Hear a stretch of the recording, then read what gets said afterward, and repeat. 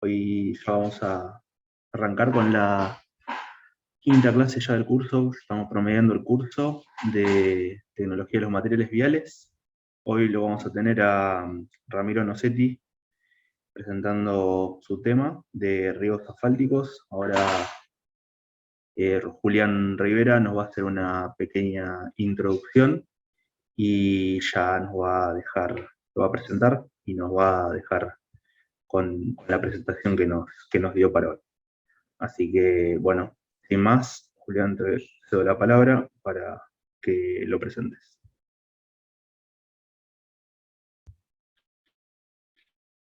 Bueno, muchas gracias. ¿Qué tal? Buenos días a todos y a todas. Estamos dándole inicio, como ya nos anticipaba Ignacio, a lo que es esta quinta clase del curso de Tecnología de los Materiales Viales. Como ustedes han ido viendo en estas clases, los temas que se abordan, y como ya sabían, por las dudas si alguno no estaba al tanto, son temáticas relacionadas con lo que es la actividad de los diversos tesistas de posgrados que tenemos en el LEMAC. El año pasado tenemos la edición 2020 de este curso, en donde la forma de encararlo fue un poquito diferente. Se abrió más a otros integrantes, no necesariamente tesistas de posgrado, del año pasado y la versión actual del curso. Si no lo sabían, les recuerdo que en nuestro canal de YouTube están subidas todos los videos de la totalidad de las clases de lo que fue el curso de Tecnología de los Materiales Viales del 2020, de la edición del año pasado, y también están las clases de lo que es esta edición, la presente edición del 2021. Ustedes han visto que además hay un marco respecto de lo que son las actividades de la tesis de posgrado. Algunas de ellas tienen que ver con una línea de investigación, de trabajo que llevamos adelante en el LEMAC, relacionado con el empleo de los NFU, de los neumáticos fuera de uso, como modificador de asfalto o en mezclas asfálticas. ¿Está bien? Entonces han visto algunas tesis con distintos grados de desarrollo que se relacionan con esa temática. También han visto alguna clase en donde lo que se ha expuesto está relacionado con los agregados para uso vial. Eso tiene como un marco también un proyecto de investigación homologado, en ese caso dentro del programa de incentivo del Ministerio de Educación de la Nación, que le da justamente contención a ese tipo, a esa tesis, a lo que nos expuso hace poquito Demian Palumbo, relacionado con agregados, y entonces es la tesis una parte más de ese proyecto de investigación. Esto lo digo en función de que puede ser que surjan algunos interesados en este tipo de temáticas, y como para que sepan cómo es que nosotros nos manejamos respecto de lo que son los desarrollos de las tesis de posgrado. O sea, hay proyectos de investigación que contienen, o líneas de investigación que contienen, en cierto modo, a las temáticas. Por lo tanto, renovamos aquello que ya en algún momento dijimos y que específicamente Gerardo Botazo les comentó, de la apertura que tenemos como centro de investigación a iniciativas que pudieran tener otras personas, algunos de los alumnos que están en el curso, una vez alcanzada la titulación de grado, de poder seguir su posgrado con nosotros en esas líneas que tenemos. Una de estas líneas, un proyecto de investigación también homologado por el programa de incentivo, es el denominado, es el proyecto 8084, denominado, se los leo, Inclusión de nuevas tecnologías y materiales alternativos en pavimentos flexibles multicapa. Es un proyecto que tiene como alcance para estos nuevos materiales y estos paquetes flexibles multicapa lo que se relaciona con el diseño, aspectos económicos y análisis estructural. Este proyecto, que empezó este año, tiene 36 meses, o sea, todo el 2021 hasta todo el 2022 y todo el 2023. Cuenta con la colaboración de integrantes del LEMAC, de la UTN y de otras dependencias de lo que es la UTN de La Plata. Tiene integrantes de la UTN de la Facultad Regional Avellaneda, También cuenta con integrantes de la Universidad Nacional de Córdoba, eso es respecto a lo nacional, e incluso tiene integrantes internacionales. Hay gente de la UDELAR, de la Universidad de la República de Uruguay, de la cual ya vamos a escuchar la semana que viene la charla correspondiente. Tiene integrantes de la Universidad de Piura, de Perú, y también de la UPC, de la Universidad Politécnica de Cataluña, en España. O sea que es un proyecto que, manejado, dirigido desde el LEMAC, cuenta con la participación de un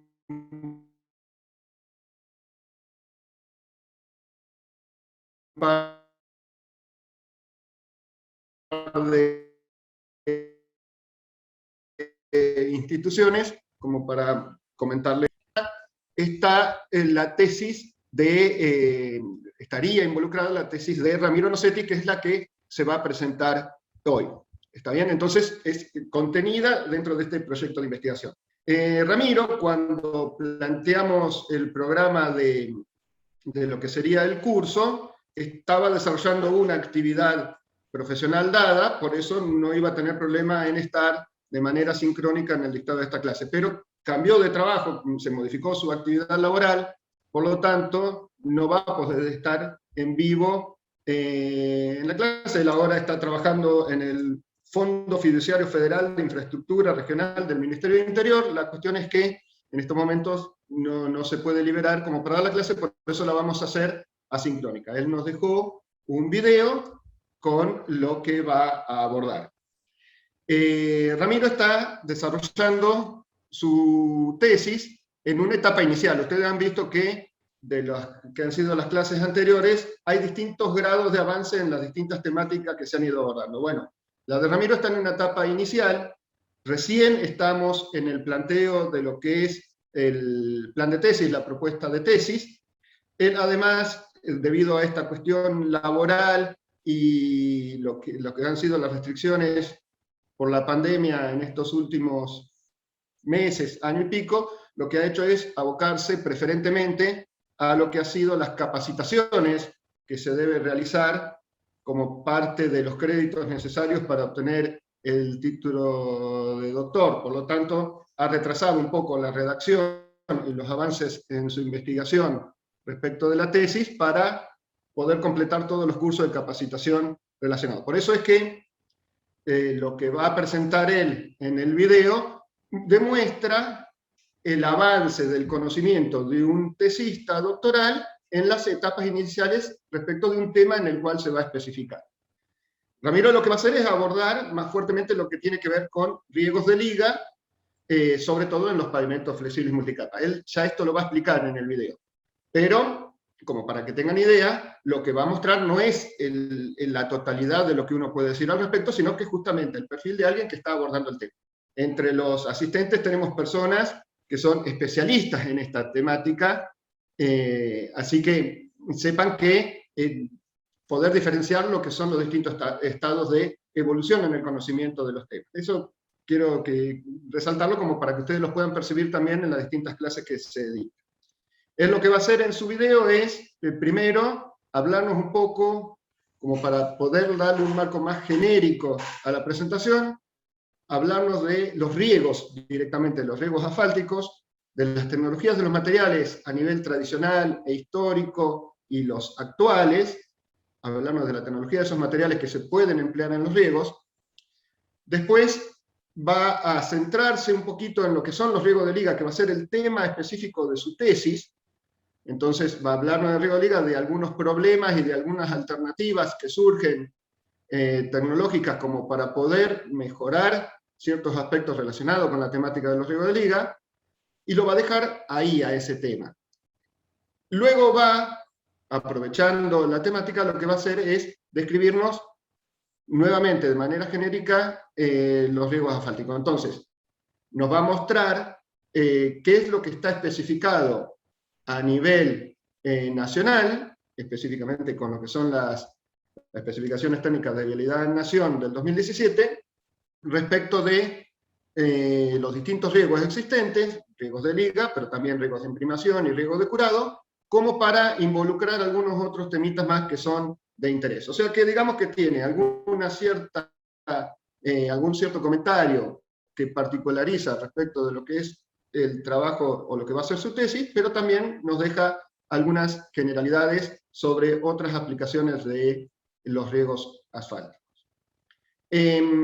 Como no va a estar, lo mismo, no va a poder responder ahora de manera sincrónica a las preguntas, pero no nos gustaría quedarnos sin ese aspecto. Entonces, lo que hacemos es invitarlos, como hicimos en las clases anteriores, a que nos dejen en el chat las consultas, y finalizado lo que va a ser la presentación de él, si está en nuestro conocimiento poder despejar esas dudas, lo veremos al finalizar la exposición, veremos si podemos darle respuesta, y en caso de que exceda nuestro conocimiento, vamos a tomar nota de esas consultas y se las vamos a pasar a Ramiro para que luego de alguna manera les pueda dar respuesta a los interesados.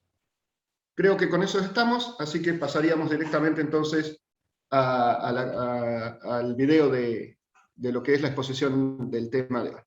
Gracias.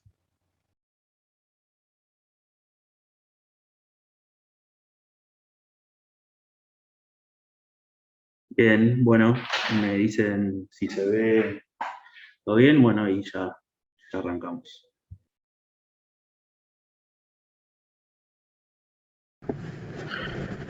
Buenos días a todos, soy Ramiro Nocetti, ingeniero civil, recibido en la Universidad Tecnológica Nacional, en la Regional La Plata.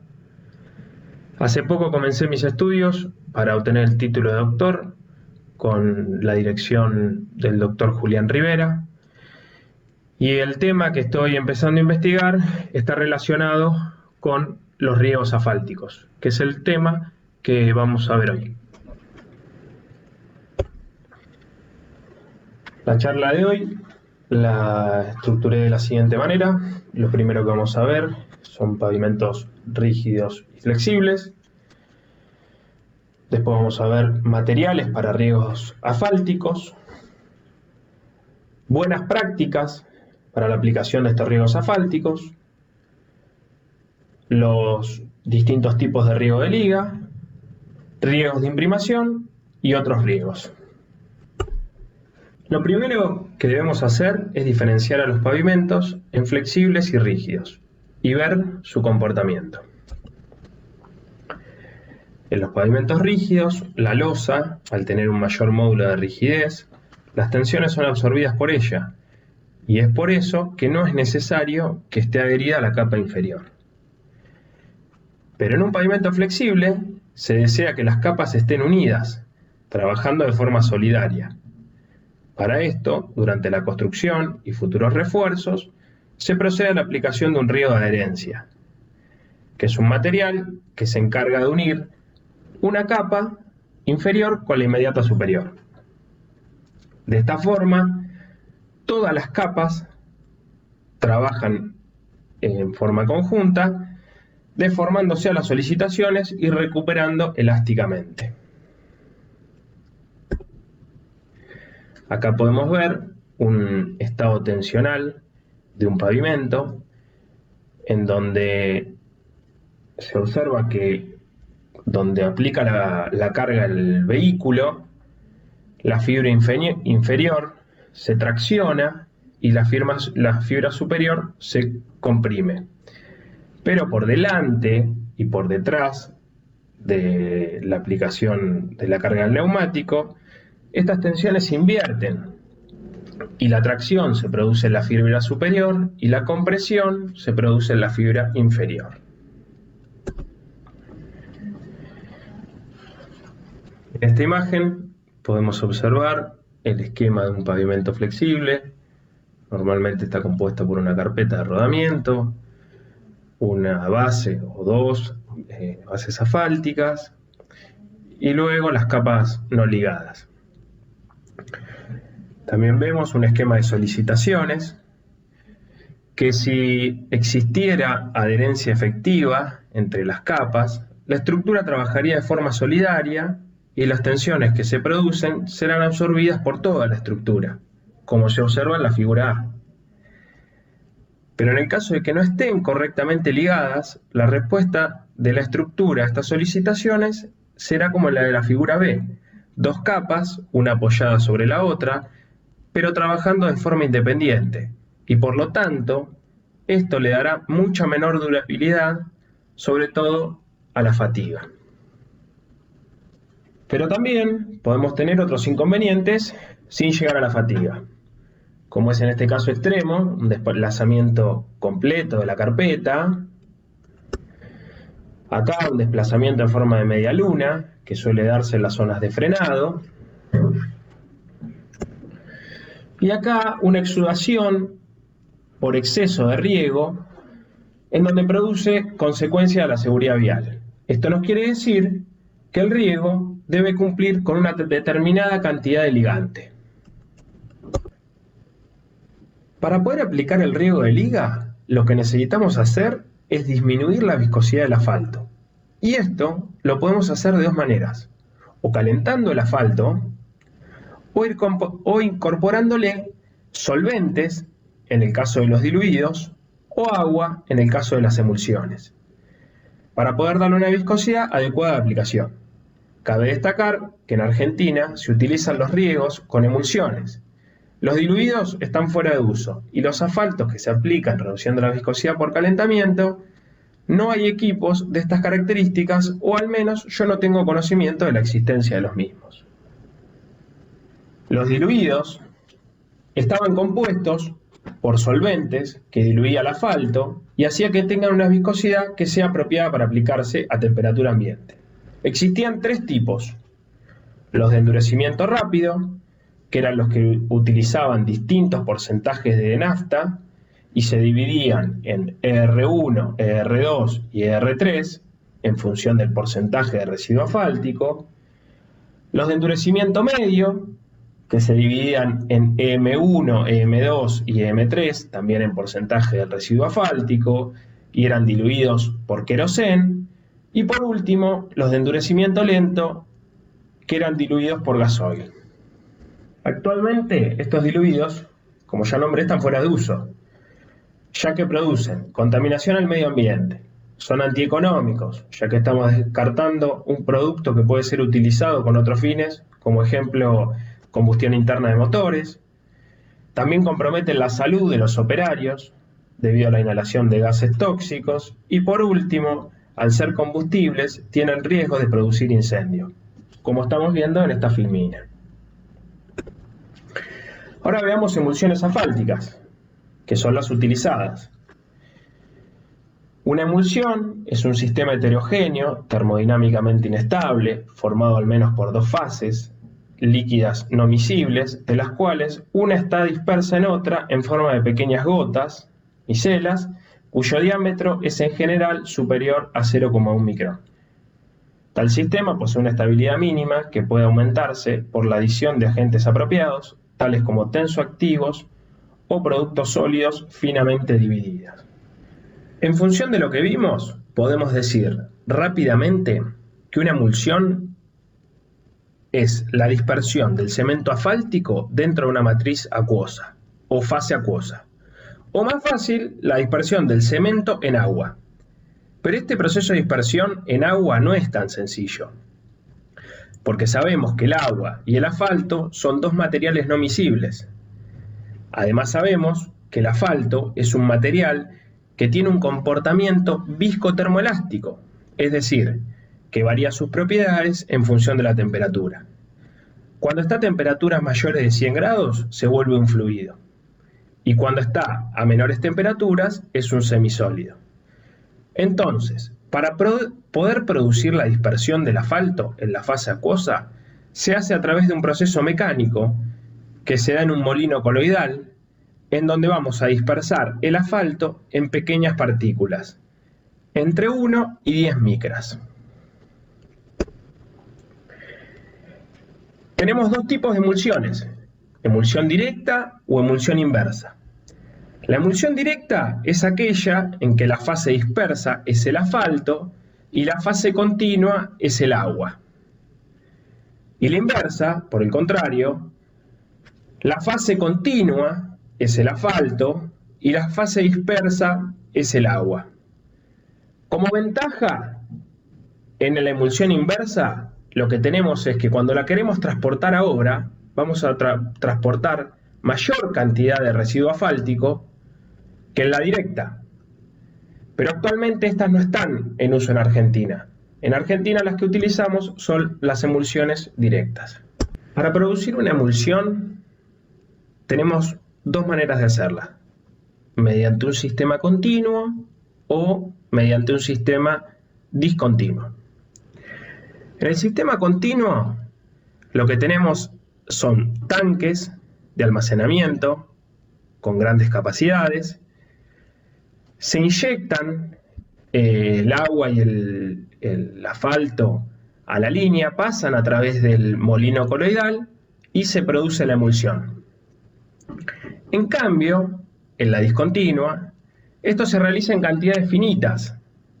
Se preparan los componentes, la emulsión y el asfalto en tanques más pequeños, luego se pasan a través del molino coloidal y se produce la emulsión. Una vez que se acaban, debe volver a producirse nuevamente esto. Como ventaja, la discontinua lo que tiene es que podemos cambiar de tipo de emulsión una vez que se acaben los tanques de producción. Y en la continua, como ventaja, lo que tiene es que se pueden producir grandes cantidades sin tener que detener la planta. Acá podemos ver una imagen al microscopio de una emulsión. Acá si hacemos un zoom, lo que tenemos es una micela de asfalto recubierta por un emulgente, donde se ve que tiene una coloración mucho mayor, y esto es lo que hace que una micela de asfalto no tienda a unirse con la otra. Es lo que le da la estabilidad a la emulsión.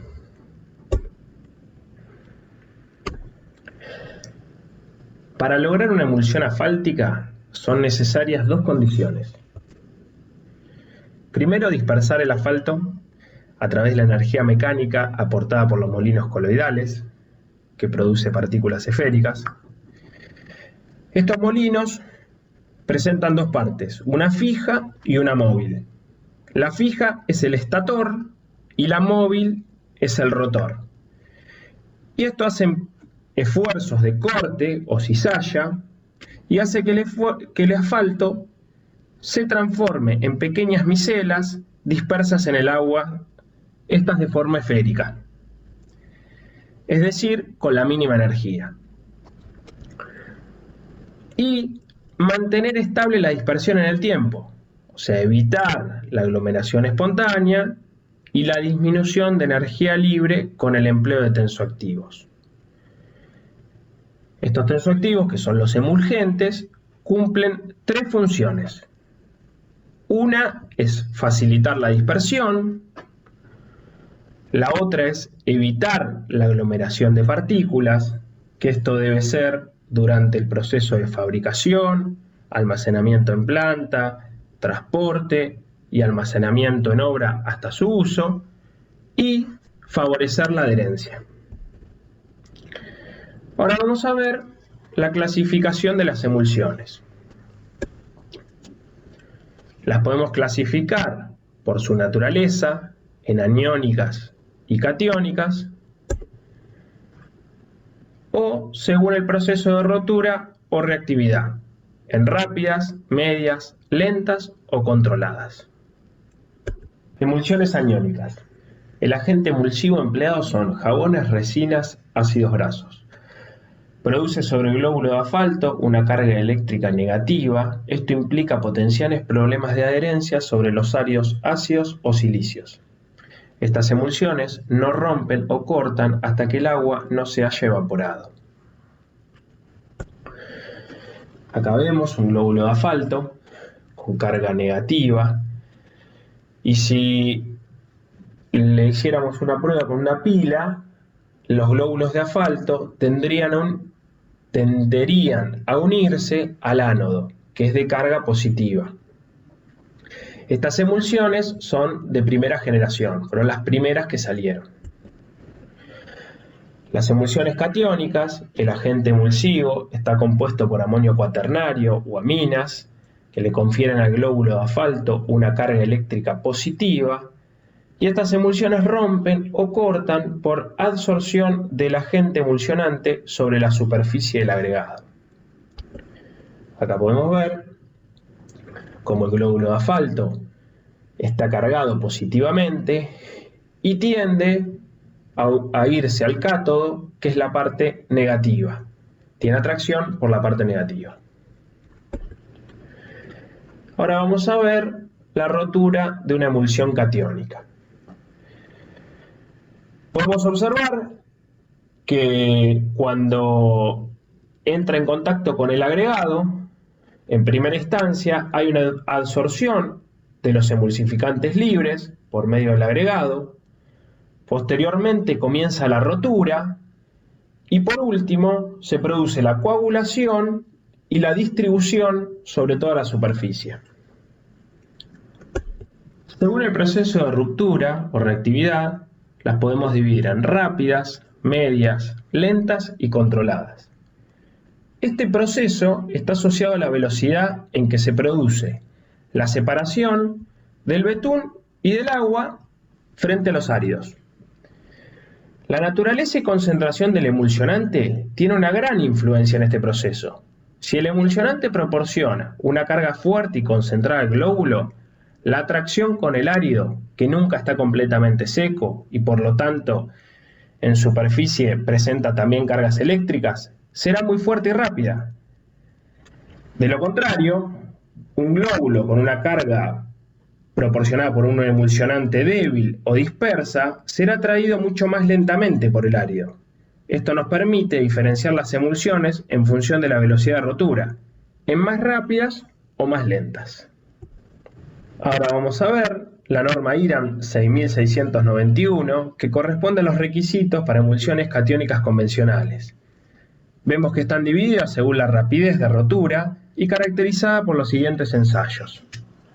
Viscosidad Seibol-Furol a 25 grados y a 50, que el método de ensayo es la norma IRAM 6721, residuo asfáltico por destilación, hidrocarburos destilables, contenido de agua, que son mediante la norma IRAM 6719, asentamiento por la norma IRAM 6716, residuos sobre el tamiz 850 micrones, que es la norma IRAM 6717, recubrimiento y resistencia al agua, que es la 6679, mezcla con cemento, 6718, mezcla con arena silicia y agua, mezcla con lechada asfáltica para climas cálidos y carga de partículas, que vemos que para este caso son todas positivas, ya que son emulsiones catiónicas, y se ensaya a través de la norma IRAM 6690.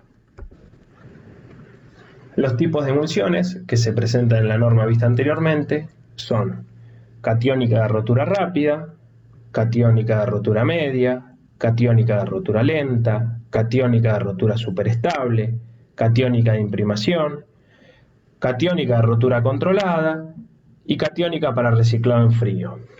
Vemos que las de rotura rápida y las de rotura media tienen subgrupos CRR0, CRR1, CRR2, CRM1 y CRM2. Esto está en función de la cantidad mínima de residuo asfáltico por destilación. Vemos que la CRR0 tiene como mínimo 57, la CRR1 62 y la CRR2 65. Ahora vamos a ver un pequeño repaso de algunos de los ensayos de la norma IRAM 6691. Clasificación de la carga por corriente eléctrica, asentamiento, viscosidad Seibol-Furol, tamizado, residuo y los exámenes sobre el residuo, que son penetración, solubilidad y punto de ablandamiento. La norma IRAM 6690, que es la identificación del signo de carga de las emulsiones de los glóbulos asfálticos, consiste en colocar la emulsión en un recipiente, se colocan dos placas metálicas y se le hace pasar corriente a una de ellas positiva y a otra negativa, verificando de esta manera la carga de las partículas. Para comprobar que es una emulsión catiónica, las partículas se deben adherir al cátodo de carga negativa. Viscosidad Seibel-Furol. Es la norma IRAM 6721. Este ensayo se realiza a dos temperaturas dependiendo del tipo de emulsión, a 25 o a 50 grados. Se coloca la emulsión en un recipiente y se lo deja pasar por un orificio hasta llenar la copa, la cual tiene una marca. Podemos ver en la imagen de la izquierda que está abajo la copa con la marca.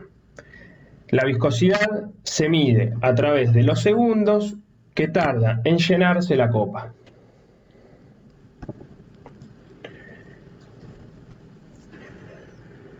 Mediante la norma IRAM 6719 podemos determinar el residuo asfáltico por destilación. Mediante la normativa 6717 podemos determinar el residuo sobre el tamiz 850 micrones. La emulsión se pasa por este tamiz y se determina la cantidad retenida cada 100 gramos. En todos los casos, el máximo permitido es 0,1. Este ensayo nos permite controlar la existencia de micelas de gran tamaño. Método de ensayo de asentamiento. Este ensayo consiste en colocar 500 centímetros cúbicos de emulsión en un tubo de asentamiento, se deja a temperatura ambiente durante 5 días, luego se retiran primero los 55 centímetros superiores, luego se retiran los últimos 55 centímetros y se los compara. Este ensayo se realiza para ver que no haya ni asentamiento ni cremaje, es decir, que los glóbulos de asfalto no se unan y vayan a la parte superior o a la parte inferior en función de la densidad que tiene el asfalto y la densidad que tiene la fase acuosa. Si hay cremaje es porque el asfalto es más liviano y si sedimenta es porque el asfalto es más pesado. Una vez que destilamos la emulsión y tenemos el residuo sólido, analizamos el mismo mediante los ensayos de penetración, solubilidad en tricloroetileno, ductilidad a 25 grados centígrados y el ensayo de Oliensis. Vemos también que está la viscosidad a 60 grados, pero es solo para las emulsiones de imprimación. Respecto al resto de las emulsiones, se mide la penetración y tenemos los de tipo duros con la D, los de tipo intermedios y los de tipo blando con la B.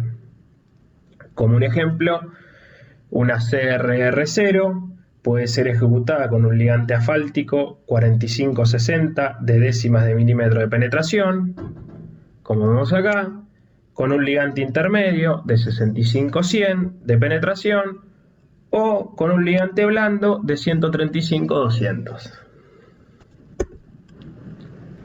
Existen también las emulsiones modificadas. Estas se pueden realizar de dos maneras distintas. Una es emulsionando un asfalto ya modificado con polímeros. En este proceso se requiere una planta con mayor temperatura y vacío. Y la otra es modificar un asfalto convencional agregando al agua látex, que es la que vemos en pantalla, y son las que se comercializan y están normalizadas en Argentina.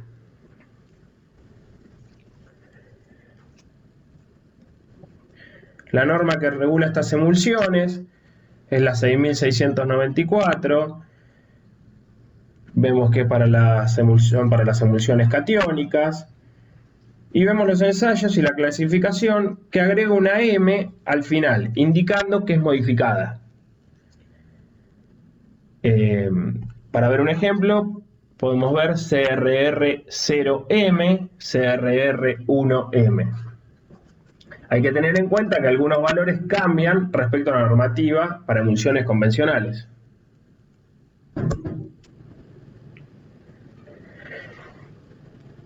Al residuo asfáltico se le agregan 2 ensayos: la recuperación elástica por torsión, que tiene que tener un mínimo de 12 en todos los casos, y el punto de rotura FRAS, que debe cumplir, que como máximo debe ser menos 10 grados.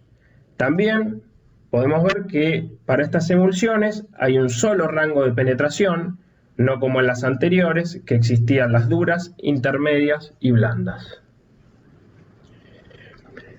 En el ensayo de recuperación elástica torsional consiste en un cilindro metálico que se sumerge parcialmente en una muestra de asfalto que se encuentra en una cubeta, que presenta enganches para mantenerlo fijo. Se calienta el material asfáltico a analizar a la menor temperatura que permita su vertido. Luego se coloca el conjunto en estufa para que escapen las burbujas y disminuir la tensión superficial.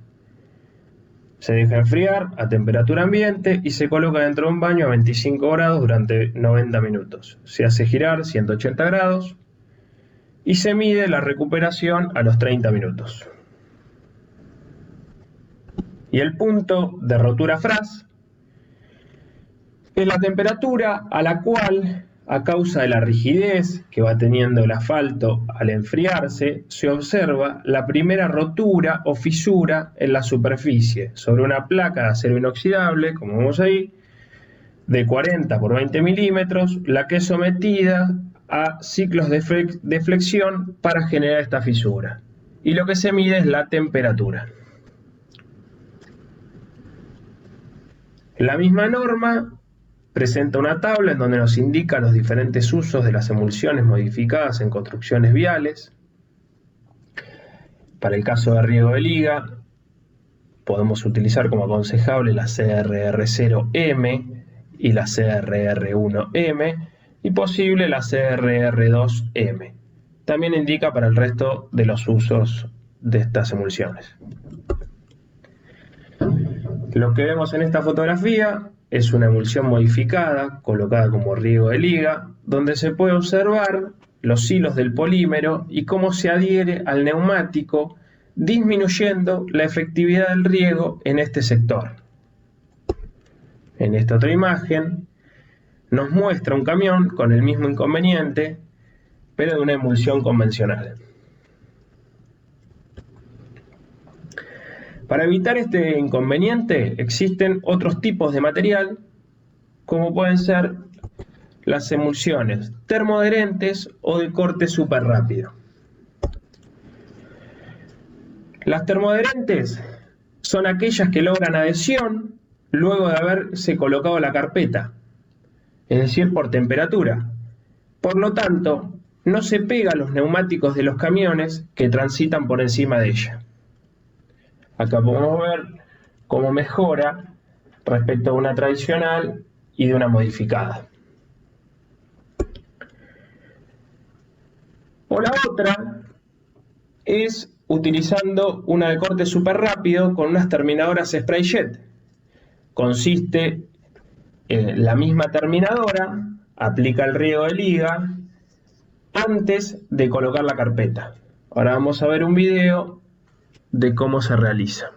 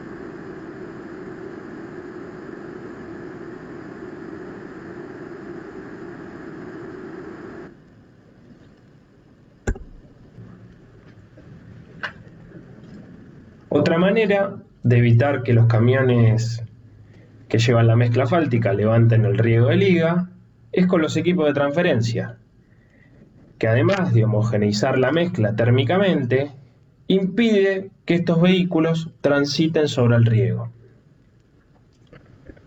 O a través de un método de lechadas de cal, que se utiliza en algunos lugares de Europa, y consiste en aplicar una película delgada de cal para impedir el contacto directo entre neumático y riego. Ahora vamos a ver buenas prácticas para la aplicación del riego. Para que el riego sea correcto, debe haber un triple solape, como se ve en la imagen. De esa manera se garantiza que el riego sea homogéneo. Para que esto ocurra, la presión de los picos debe estar entre 0,02 a 0,2 megapascales. Y la temperatura de aplicación en la emulsión debe ser tal que su viscosidad esté comprendida entre 10 y 40 segundos o Volfurol. Estos valores se logran entre 50 y 70 grados aproximadamente.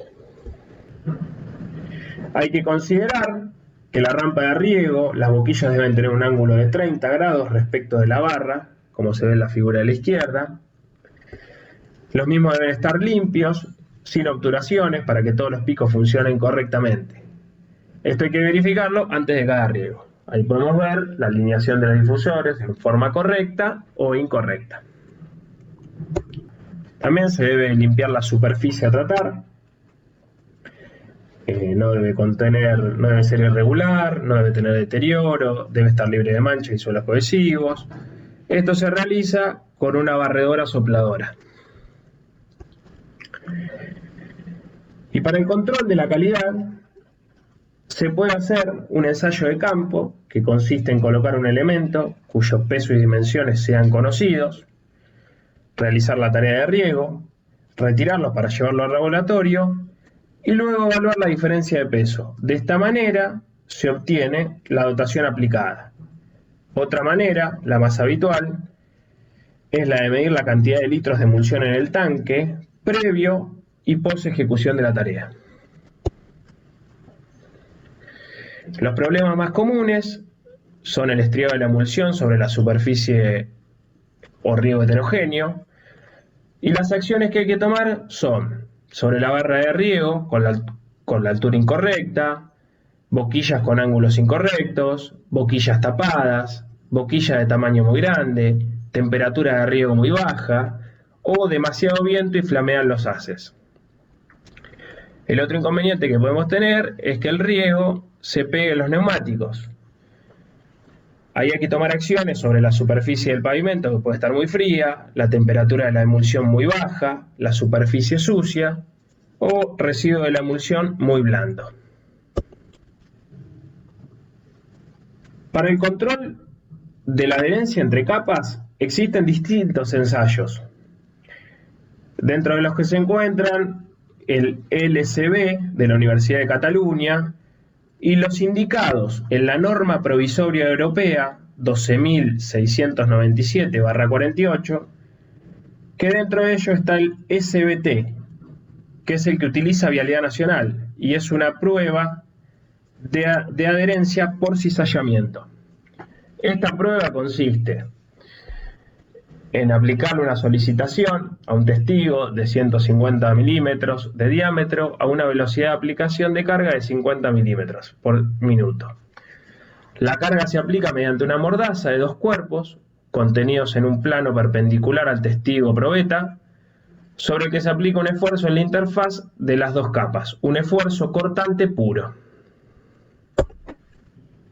Y por último, veremos el pliego de Vialidad Nacional, el pliego de especificaciones técnicas generales para concretos asfálticos en calientes y semicalientes del tipo denso. Establece en el punto 7.2.3 que los equipos para distribución de riego de liga y riego de imprimación, dice, los equipos de distribución de riego de liga e imprimación deben cumplimentar lo establecido en el pliego de especificaciones técnicas generales para riegos de liga con emulsiones asfálticas de la ADNB. Esto nos dice que nos lleva a un pliego de especificaciones técnicas generales exclusivo para riegos de liga. Este pliego define como un riego de liga a la aplicación de una emulsión asfáltica sobre una capa asfáltica o una capa granular imprimada, previo a la colocación sobre esta de una capa asfáltica o tratamiento asfáltico. Esto se realiza con el objetivo de mejorar la adherencia entre las capas ligadas. En el punto 4, requisitos de materiales, dice 4.1, el tipo de emulsión asfáltica a emplear en el riego a ligar debe corresponderse con el tipo de ligante asfáltico empleado en las mezclas asfálticas de las capas a ligar. Esto nos quiere decir que si nosotros utilizamos un asfalto modificado, la emulsión asfáltica para riego de liga debe ser una emulsión modificada. En el caso de que empleemos un asfalto convencional, la emulsión asfáltica para riego de liga puede ser convencional o modificada. La emulsión asfáltica convencional a emplearse debe ser del tipo CRR0 o CRR1 y debe encuadrarse dentro de la norma IRAN 6691, como ya vimos anteriormente. Para la emulsión asfáltica modificada debe emplearse de tipo CRR0M o CRR1M y debe encuadrarse dentro de la norma 6698, que también vimos anteriormente. En el punto 4.1.3, otro tipo de emulsión asfáltica, el pliego de especificaciones técnicas particulares puede establecer el uso de una emulsión asfáltica que no se encuentre dentro del punto 4.11, emulsión asfáltica convencional, o el punto 4.12, emulsión asfáltica modificada. En este caso se podrían aplicar las emulsiones termoadherentes, pero en el pliego de especificaciones técnicas particulares debe establecerse las características y exigencias a solicitar para la emulsión asfáltica, y los riegos de liga ejecutados con estas emulsiones deben cumplimentar el resto de las exigencias del presente pliego de especificaciones técnicas generales. En la tabla 2, requisitos para el aprovisionamiento y almacenamiento de emulsiones asfálticas. Para la procedencia, las emulsiones deben tener trazabilidad, es decir, que deben llevarse un registro de la procedencia de los mismos. Por lo tanto, debemos saber con qué asfalto base se realizó, en qué fábrica se ejecutó la emulsión. No deben ser susceptibles de ningún tipo de alteración físico-química. Y para el almacenamiento, se deben almacenar en tanques destinados a tal fin. En el caso de que las emulsiones vayan a estar almacenadas por más de 7 días, hay que asegurar la homogeneidad previo a la utilización. Se deben almacenar a temperatura especificada. Es por eso que el fabricante, dentro de toda la documentación que entrega, una de ellas es la temperatura de almacenaje. La recirculación con bomba es recomendable, pero se debe evitar el ingreso de aire de la emulsión, ya que genera formación de espuma. Cuando se detecten anomalías en el suministro de la emulsión asfáltica, estas partidas se deben almacenar por separado hasta confirmar su aceptabilidad, y esta misma medida se debe tomar cuando esté pendiente de autorización el cambio de procedencia de una emulsión asfáltica, es decir, si empezamos a comprar en otra planta. En el punto 5, para la dosificación, dotación de riego de liga. La determinación de la dotación del riego de liga debe ser ajustada en el tramo de prueba, dependiendo de la condición de la superficie real. La misma surge de la verificación del cumplimiento de los requisitos establecidos en la tabla número 3 para el ensayo de adherencia entre capas sobre los testigos extraídos en el tramo de prueba. Y la dotación, en la tabla número 4, la dotación del riego de liga debe estar comprendida dentro de los límites establecidos, entre 0,25 y 0,40 kilogramos sobre metro cuadrado de asfalto residual. Por lo tanto, se ensaya el tramo se aplica el riego sobre el tramo de prueba, se calan los testigos, se ensayan con el ensayo SBT, y para capas de rodadura la exigencia es que sea mayor a 0,70 megapascales, y para capas de base es que sea mayor a 0,60 megapascales. En la tabla número 7, requisitos que deben cumplir los elementos de distribución de las emulsiones asfálticas, dice que el equipo de distribución de riego debe tener un sistema que regule la dotación en función de la velocidad de avance, de manera de obtener un riego uniforme sobre la superficie, cumpliendo con la dotación definida en la correspondiente dotación de obra. El equipo para la distribución de la emulsión asfáltica debe ir montado sobre neumáticos. El mismo debe ser capaz de mantener la emulsión dentro del rango de temperatura prescripta, así como también aplicar la dotación de la emulsión asfáltica definida en la correspondiente dotación de obra. La bomba debe generar una presión suficiente en la barra de distribución de manera que los picos rieguen de forma homogénea. En el punto 8, limitaciones de la ejecución y habilitación al tránsito, indica que no se permite la puesta en obra del riego de liga en las siguientes situaciones, salvo autorización expresa del supervisor de obra. Cuando la temperatura ambiente a la sombra resulte inferior a 8 grados Celsius, cuando la temperatura ambiente a la sombra resulte inferior a 10 grados Celsius y esté en descenso, cuando la temperatura de la superficie de apoyo resulte inferior a 8 grados Celsius, o cuando se produzcan precipitaciones atmosféricas. Queda prohibida la circulación de cualquier tipo de vehículo hasta que se haya producido la rotura de la emulsión en toda la superficie aplicada, y siempre que no se verifique que parte del riego de liga se adhiera a los neumáticos de los vehículos. Por último, para garantizar la calidad de la emulsión, se realiza un plan de calidad en obra que lo indica en el punto 9.3.1. Está para emulsiones asfálticas convencionales y para emulsiones asfálticas modificadas.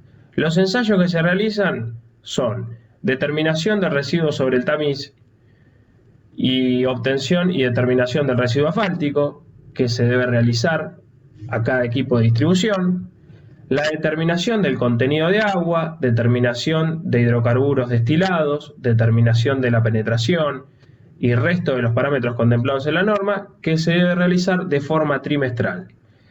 Para las emulsiones asfálticas modificadas se le agrega la recuperación torsional del residuo asfáltico que se debe realizar a cada equipo. Ahora vamos a ver riegos de imprimación. Estos tienen dos objetivos, uno constructivo y otro estructural. Como constructivo es proteger a la base granular del tránsito de la obra, darle impermeabilidad para que no ingrese agua y la adherencia del material fino que se encuentra en la superficie. Y como estructural, como anclaje de capas asfálticas, para favorecer la adherencia entre la capa asfáltica y la granular y que toda la estructura trabaje de forma solidaria. Para el pliego de medianía nacional, un riego de imprimación es la aplicación de una emulsión asfáltica sobre una capa granular previo a la colocación sobre este de un riego de liga o una capa de tratamiento asfáltico. Esto se realiza con el objetivo de penetrar la superficie, cerrar vacíos y mejorar el anclaje y la adherencia entre capa granular existente y la capa asfáltica a colocar encima. Para este tipo de riegos se utilizan las emulsiones catiónicas de imprimación. Son emulsiones asfálticas convencionales. En el caso de que se quiera utilizar otro tipo de emulsión asfáltica, se debe incluir en el pliego de especificaciones técnicas particulares. Estas emulsiones se las controla por el método que ya vimos, la norma IRAM 6691. Podemos ver que la viscosidad Seibel-Furol se hace a 50 grados, tiene un máximo de 200 segundos. Vemos que el residuo asfáltico por destilación es el más bajo de todos, es de un 40%. Esto quiere decir que el 60% de esta emulsión es agua. Y los hidrocarburos destilables tienen un máximo de 20. Esto es para que el residuo asfáltico pueda penetrar en la superficie donde se aplica.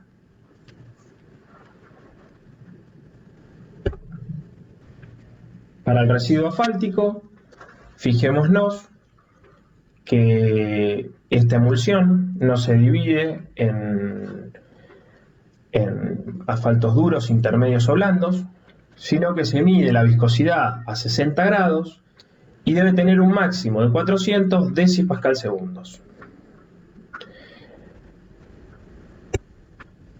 Los requisitos para el aprovisionamiento y almacenamiento de esta emulsión son los mismos que ya vimos para los riegos de liga.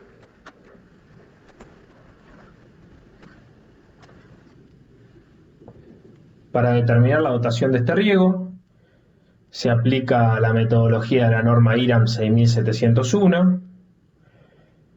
También esta norma nos da la humedad que debe tener la base granular previo a la aplicación del riego. El riego debe ser absorbido en menos de 48 horas y en ningún caso puede ser menor a 400 gramos sobre metro cuadrado de ligante asfáltico residual. No obstante, estas cantidades pueden ser modificadas por el inspector de obra.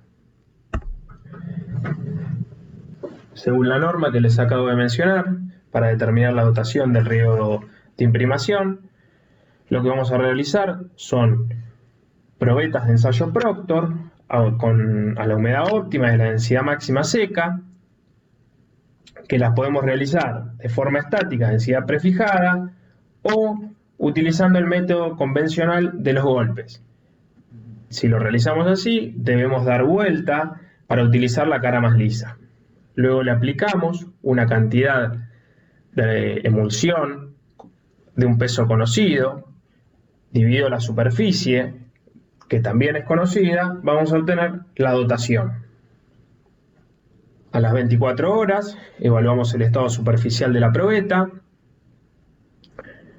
hacemos un corte y medimos la penetración, y de esta forma podemos determinar la humedad superficial de la probeta, la dotación de la emulsión a aplicar y la temperatura de la emulsión al momento de la aplicación.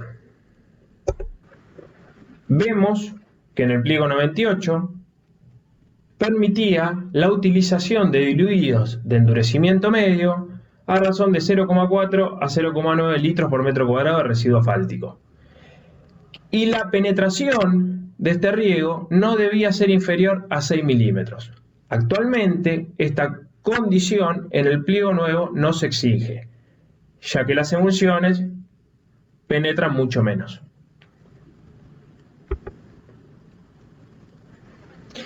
En el nuevo pliego indica que si este riego va a estar expuesto a tránsito, se lo debe proteger con agregados de cobertura. Los requisitos para este agregado deben ser que el equivalente arena debe ser mayor que el 50%, la plasticidad para la fracción que pasa el tamiz 425 debe ser no plástico y para la que pasa el tamiz 200 debe ser menor o igual que 4. Y el ensayo de índice de azul de metileno se debe realizar cuando el ensayo de equivalente arena sea menor que 50% y mayor o igual que 45%. En la tabla número 4 nos indica el uso granulométrico que deben cumplir estos agregados. El porcentaje que pasa para el tamiz número 4 debe ser del 100%, para el número 8 debe estar comprendido entre el 60 y el 70%, y para el número 30 debe estar comprendido entre el 5 y el 12%. La dotación de este agregado debe ser tal que pueda absorber el exceso de emulsión asfáltica que quede en la superficie de la base granular y garantizar la protección en caso de que haya tránsito sobre el riego. La dotación mínima que se va a utilizar va a ser entre 4 litros por metro cuadrado y 6 litros por metro cuadrado. Igual estas cantidades pueden ser variadas por el supervisor de obra. Luego de la aplicación, se realiza la compactación con rodillos neumáticos, que además ayuda a la penetración del riego de imprimación. El plan de ensayo mínimo que se debe realizar al árido se encuentra en la tabla número 11. Se debe realizar el equivalente arena, el índice azul de metileno en el caso de corresponder, la plasticidad de la fracción que pasa al tamiz número 200, la plasticidad que pasa a la fracción del tamiz 425 micrones. Todos esos ensayos deben ser de forma mensual, y la granulometría que se debe realizar de forma diaria.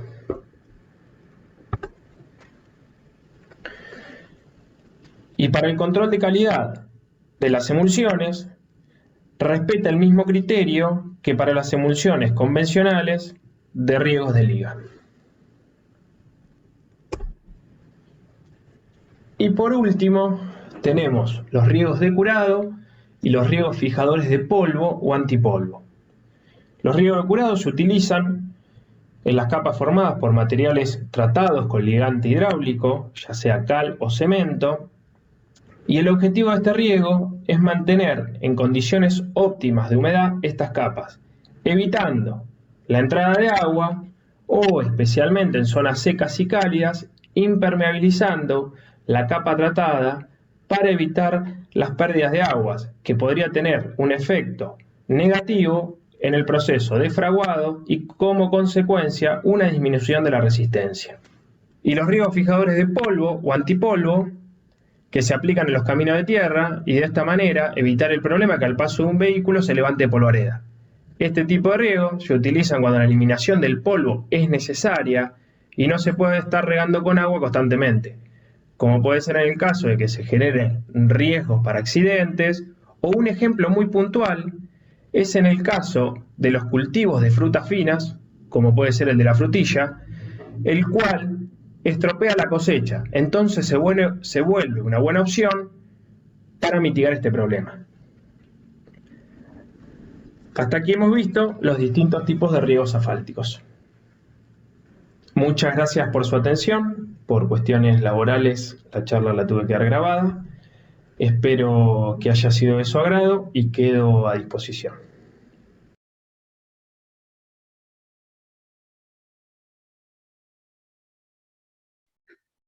Bueno, muchas gracias.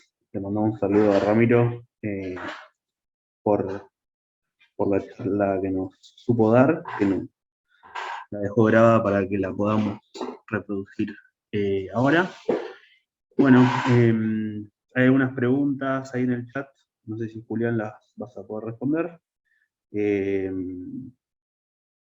Ahora las voy leyendo y si se puede, las vamos a ir respondiendo.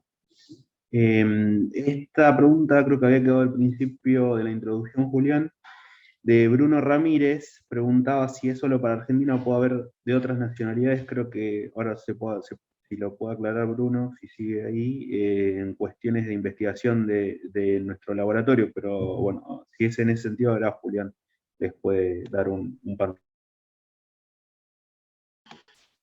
Sí, estimo que sí, debe ser para... Ah, ya está, perfecto, ahí nos comenta Bruno de que es por el tema de doctorado. Sí, está muy bien la consulta, yo lo dije medio rápido, pero se puede profundizar un poquito en eso. El tema es así, nosotros, las opciones son variadísimas. No solamente estamos hablando de doctorado, sino que también en posgrado hablamos de maestrías, ¿no? Entonces, el tema está abierto a cualquiera, no tiene nada que ver con la nacionalidad. Y las opciones son variadas porque, les digo, en temática, hasta ahora solamente hemos visto algunos de los temas que abordamos en el centro. porque, por ejemplo, van a ver en lo de las charlas, o sepan que también tenemos como alcance todo lo que tiene que ver con pavimentos de hormigón, que hasta ahora no hemos hablado nada. También tenemos toda una área relacionada con lo que son los geosintéticos. Tenemos áreas temáticas proyectabilizados, tenemos algo que ver con la parte de evaluación de pavimentos, y hay otros desarrollos, otras líneas, solamente a nivel de ejemplo. Entonces, primero, respecto de la temática, lo que les recomiendo a aquel que esté interesado es que ingresando, o primero que nos consulten por correo, o si no, ingresando en nuestro Facebook, pueden descargar los que son los anuarios de producción, y entonces ahí pueden, por ejemplo, viendo lo que hicimos en el 2020, 2019, 2018, ver las temáticas que estamos trabajando y darse cuenta más profundamente de cuál podría ser la parte que más le interesa relacionarse. Después lo otro, más relacionado con lo que dice Bruno, es que a nivel doctorados, nosotros tenemos un doctorado de la universidad, que es cooperativo, en el cual participan, están relacionados con ese doctorado. A ese doctorado se pueden dirigir, si ingresa en contacto, como para poder consultar de qué se trata el doctorado. ¿Está bien? A ese doctorado pueden acceder desde cualquier parte, no solamente desde Argentina. Lo que sí, para desarrollar la tesis en el LEMAC en relación con ese doctorado, alguna instancia presencial vamos a tener que tener. O sea, la idea, la contención la damos los distintos graduados con título de posgrado que tenemos dentro del grupo, que son varios, más allá de los que por ahí hemos intervenido en alguna charla, dirigiendo o codirigiendo la tesis. Entonces eso es lo que lo vincula con el LEMAC, más allá de lo que tenga que ver con lo que propiamente el doctorado les ofrece a nivel facultad. Y bueno, ahí tendrá que ver el tema de tesis y cómo se relacionará, y habrá instancias en donde ciertas actividades se van a poder hacer en el LEMAC y otras que no necesariamente. Entonces, todo depende de la temática. En relación a lo del doctorado, pero nosotros en lo que son actividades del LEMAC también involucramos como tesis lo que son dirección o codirección de tesis doctorales o de maestría que se realizan en otras universidades. Por ejemplo, hoy les mencionaba el proyecto que tenemos de pavimento flexible multicapa, y decía, hay una participación de la UDEP. Para poner un ejemplo, que es la Universidad de Piura. La Universidad de Piura tiene una maestría en ingeniería vial, y entonces uno de los integrantes del proyecto, que es un proyecto del LEMAC, está desarrollando su tesis, pero en la maestría vial, y la estamos dirigiendo nosotros, con la posibilidad en algún momento que si viene, haga algo aquí. Entonces, no solamente está la posibilidad de desarrollar lo que son tesis de posgrado con carreras que sean nuestras de la universidad y actuales, sino que también puedan existir en otras universidades. Eso como para relacionar. Hay otro ejemplo, por ejemplo, el ejemplo de Mariano Neme, que va a estar hablando la semana que viene. Él trabaja en la UDELAR, en la Universidad de la República, está haciendo el doctorado en nuestra universidad, pero la mayoría del trabajo lo va a realizar en la Universidad de la República, porque él trabaja allá, en Uruguay. ¿Está bien? Entonces es otra situación híbrida. Por eso es que las posibilidades son variadas. Y ya que estamos, les comento, nosotros desde hace algún tiempo, con el tema esto de la pandemia, se ha retrasado, estamos acreditando nuestra maestría en ingeniería vial de la facultad. ¿Está bien? Entonces esa va a ser otra opción, que no va a ser un doctorado, va a ser una maestría, pero va a estar más dirigido a lo vial.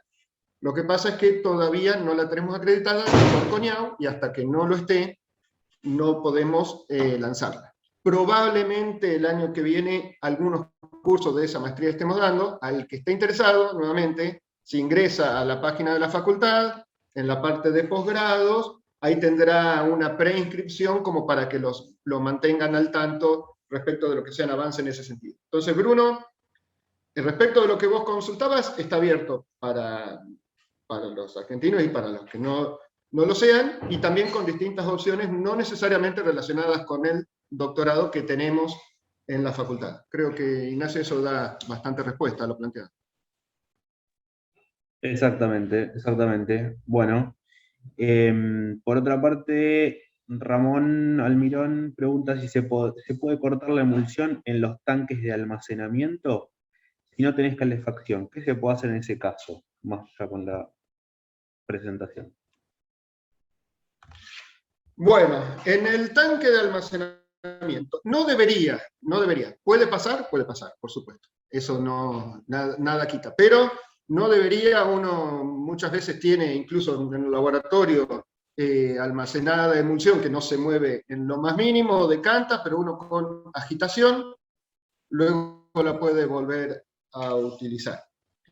En el tanque de almacenamiento, pensando en que va a tener un uso bastante rápido, no debería pasar, no debería cortarse, pero en el reino del Señor hay de todo, entonces si la emulsión no tiene las características necesarias y no ha sido elaborada de forma correcta, podría llegar a pasar. ¿Qué pasa en una cisterna que tiene emulsión y que no tiene calefacción y se corta? Me imagino que hacia ahí va la consulta. Bueno, tenés un problema muy, muy grande porque de alguna manera vas a tener que retirar ese cemento asfáltico y sin tener un sistema de calefacción vas a estar complicado. La emulsión de por sí no necesitaría estar calefaccionada si se utilizara adecuadamente, pero una vez que cortó y lo tenés en una cisterna, es un problemita. Bien. También Ramón Almirón nos pregunta, ¿se puede hacer un riego de imprimación con emulsiones que son para riego de liga? Bueno. Bien, bueno. El riego de liga tenemos que ver en función de lo que nos comentaba Ramiro y pensarlo un poquito también. Es una aplicación que debe curar rápido. Cuanto más rápido cura, mejor. ¿Está bien? Por eso es que tratamos de resolver un riego de liga con una emulsión de curado de rotura rápida. En la imprimación, en cambio, lo que queremos es que la imprimación penetre en la capa y que cuanto más penetración genere, mejor, que es la parte complicada de la imprimación. Por lo tanto, no queremos una rotura rápida. Estamos buscando que haya una penetración en esa capa. Por lo tanto, conceptualmente, no sería lo más adecuado utilizar en una imprimación el mismo producto que utilizaría en el riego de liga. ¿Se puede? Se puede. Se puede disolver. Sí, agregarle un poco de agua como para que tenga mejor penetración o algo por el estilo, pero corres riesgos y no es lo más adecuado. Entonces, no sería lo óptimo tratar de emplear la misma emulsión que utilizas en un riego de liga para una imprimación. Bien, muchísimas gracias. A ver, bueno, Bruno Ramírez ahí aclaraba que era para doctorados, eso creo que yo lo había visto. No sé si alguna otra pregunta que haya quedado, sí, las podemos responder por el chat del grupo de WhatsApp, ¿sí? Bueno, no sé si hay alguna otra consulta, la pueden ir dejando. No tenemos todavía disponible el cuestionario, ni bien lo tengamos, ¿sí? Se lo vamos a pasar por el grupo de WhatsApp, así ya lo pueden ir respondiendo, ¿sí? Bueno, eso sería todo por hoy. Les agradecemos la participación y bueno, cualquier duda, consulta, las pueden ir colocando en el grupo de WhatsApp. Y bueno, nos estaríamos viendo la semana que viene con la presentación de Mariano.